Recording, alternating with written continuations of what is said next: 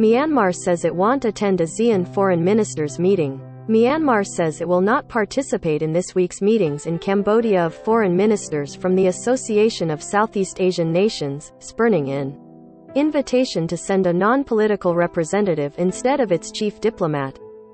Bangkok, Myanmar will not participate in this week's meetings in Cambodia of foreign ministers from the Association of Southeast Asian Nations, spurning an invitation to send a non-political representative instead of its chief diplomat, its government said Monday.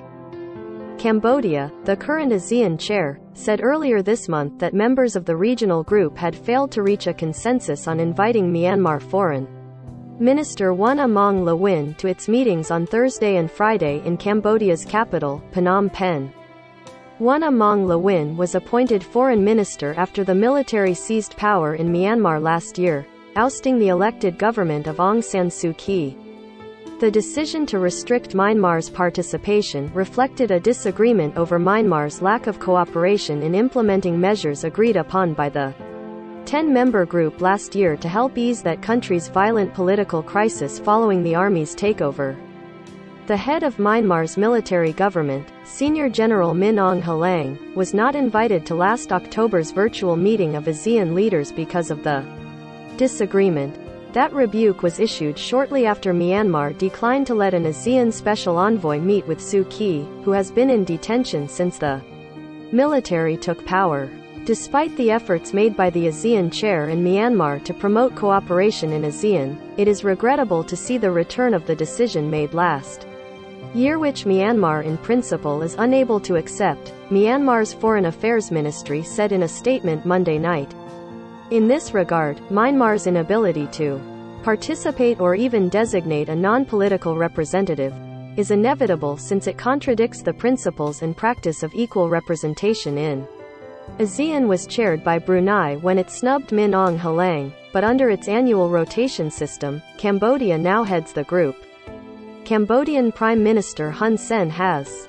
SIDA believes it is important that Myanmar attend the next summit meeting.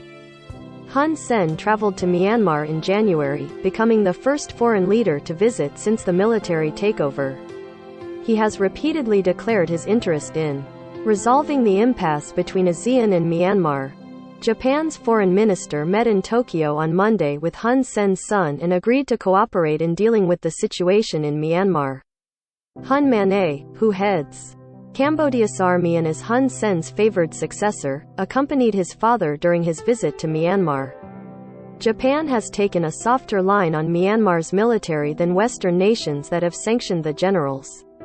But in a sign that attitudes in Japan are mixed, Japanese brewery Kirin Holdings announced on Monday that it has decided to withdraw from its business in Myanmar and terminate its joint venture with a military-linked partner. Cambodia's Chum Saunri said the failure to reach a consensus about inviting Myanmar to this week's foreign ministers' meeting was due to little progress in carrying out the ASEAN's 5-point consensus, agreed to by all the group's members, including Myanmar.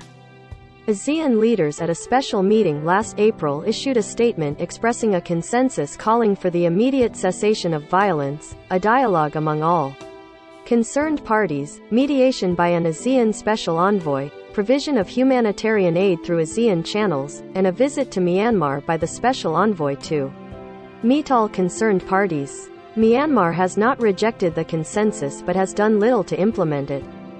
Myanmar's military council has also continued its harsh military actions against areas of the country where it faces a low-level insurgency, as well as its relentless effort to prosecute Suu Kyi to remove her from political life.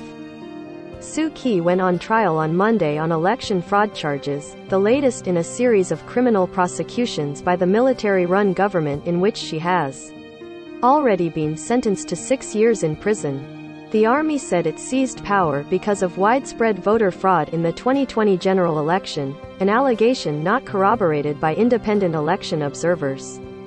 Suu Kyi's National League for Democracy party won the election by a landslide, while the military-backed party did poorly. The military's takeover prompted widespread peaceful protests and civil disobedience that security forces suppressed with lethal force. About 1,500 civilians have been killed, according to the Assistance Association for Political Prisoners. Some opponents of the military have turned to armed resistance in response. Suu Kyi, 76, has faced a raft of charges since she was taken into custody. Her supporters and human rights groups say the cases against her are baseless. Associated Press writer Mari Yamaguchi in Tokyo contributed to this report.